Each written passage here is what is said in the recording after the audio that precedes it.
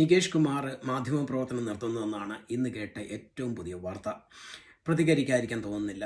കാരണം എന്നെ ഏറ്റവും സ്വാധീനിച്ച മാധ്യമപ്രവർത്തകനാണ് നികേഷ് കുമാർ. മാത്രമല്ല, കേരളത്തെ 21-ാം നൂറ്റാണ്ടിൽ ഏറ്റവും അധികം സ്വാധീനിച്ച മാധ്യമപ്രവർത്തകൻ മാത്രമല്ല, വ്യക്തിയായിട്ടാണ് ഞാൻ നികേഷ് കുമാറിനെ കാണുന്നത്.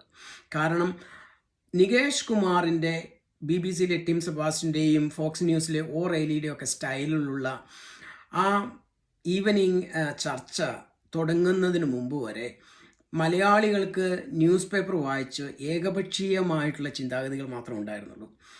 അതിന് ഉപരിയായിട്ട് പല അഭിപ്രായങ്ങൾ ഒന്നിച്ചു കൊണ്ടുവന്ന് അതിനെയൊക്കെ ഒരു സ്റ്റൈല് പ്രസൻറ്റ് ചെയ്യാനുള്ള നികേഷിൻ്റെ ആ കഴിവ് മലയാളികളെ വല്ലാതെ ആകർഷിച്ചു. അതിൻ്റെ ഫലമായിട്ടുണ്ടായത് ഭയങ്കരമായ ഒരു ക്രിട്ടിക്കൽ കോൺസെൻട്രേഷൻ ഓഫ് ദ മലയാളീസാണ്. അതായത് മലയാളികളുടെ ബുദ്ധിയിൽ ഭയങ്കരമായിട്ട് ഒരു ക്രിട്ടിക്കലായിട്ട് സമൂഹത്തിൽ ഓരോ കാര്യങ്ങളെക്കുറിച്ചും ചിന്തിക്കാനുള്ള ഒരു സാഹചര്യം ഉണ്ടായി.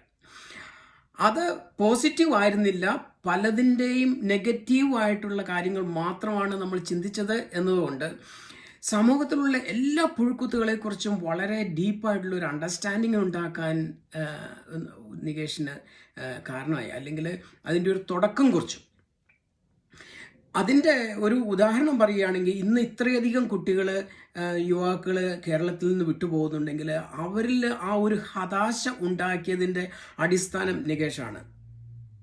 ആ തരത്തിൽ നമ്മുടെ സാമൂഹ്യ മനസാക്ഷിയിൽ ചിന്ത ഉണർത്തിയത് നികേഷിൻ്റെ ഈ ചർച്ചകളും ആ TV ചർച്ചകളുടെ തുടക്കമാണ്. അതിനുശേഷം അതിനെ പിന്തുടർന്ന് പല TV ചാനലുകളും ഉണ്ടാകുകയും അത്തരത്തിലുള്ള ചർച്ചകൾക്ക് വലിയ പ്രാധാന്യം കിട്ടുകയും എല്ലാം ചെയ്തത് ഇതിൻ്റെ തുടക്കക്കാരൻ എന്ന് പറയുന്നത് നികേഷാണ്.